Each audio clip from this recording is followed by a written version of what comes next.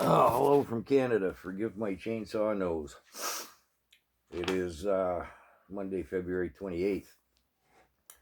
Now, the propaganda parrots, that being the mainstream media who just parrots whatever the government tells them to, now they've demonized the citizens of Canada in the Truckers' Freedom Convoy, whatever you want to call it, as radical, extreme, far-right extremists. Extreme extremists. White supremacists, misogynists, racists, and foreign-funded terrorists bent on destroying our Canadian democracy. All those words, the quote from Trudeau or Freeland or the whole Liberal Party. Now, two people have become the villains of this in the mainstream media, and I'll just try and be brief. Tamara Litch, one of three acknowledged spokespersons for the rally in Ottawa. A 49-year-old grandmother. She looks like she's about 5'2" and maybe 110 pounds. She's neither practiced nor comfortable speaking in public. She's being held without bail. Her charges? Just one: encouraging mischief. As she was arrested on the street, knowing well and full she would be, totally compliant, as they were cuffing her and hauling her away, she said, "Hold the line, boys, hold the line." Now,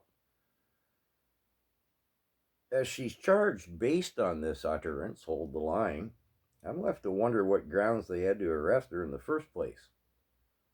Of course, the Emergencies Orders Act was in force at the time, so there was no law in Canada, so make it that way you will, I guess.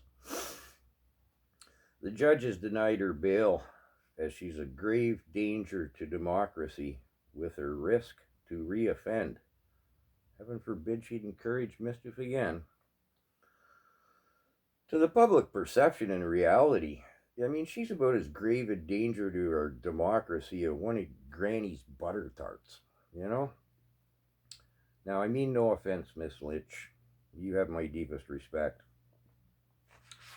I've touched on Pat King before, the other grave danger to our democracy. He has 4 charges, I believe.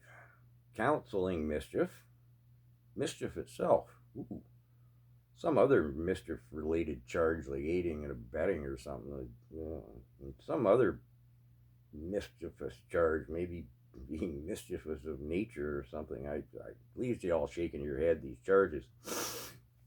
Sorry. Charges one would think would fall under the Youth Offenders Act and involve firecrackers. It's over the top. Now, Mr. King, and again, no offense meant, and I'm sure none would be taken from what I know of your character, but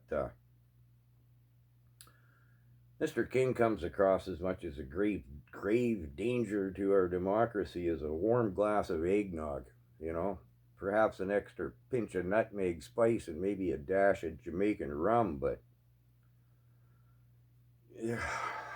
you hardly look at the man and go, well, there's a terrorist and right-wing extremist.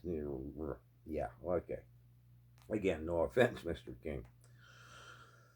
So these are the two villainous characters that Mr. Trudeau and the parroting parrots at CBC and the other mainstream media doughheads have chosen to put front and center as representational of the threat posed to democracy that is the freedom movement here in Canada. So, I salute the parrots at the mainstream media. You're doing wonders for the cause, you doughheads. Keep up the good work.